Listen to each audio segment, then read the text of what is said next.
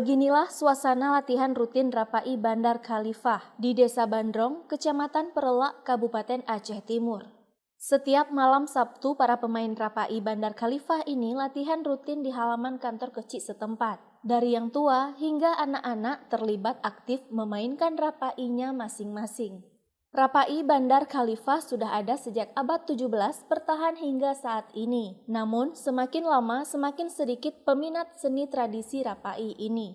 Yang membedakan seni Rapai Bandar Khalifah dengan seni rapai lain ada di syairnya. Mereka lebih memainkan syair-syair berbentuk nasihat dan haba peingat.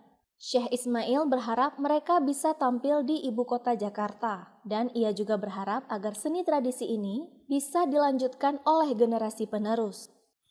Mulai saya bekerja latihan di Rapai Bandar Khalifah tahun berapa, 2008 sampai 2023. Malah ini dari jauh kami tampil sampai Madra.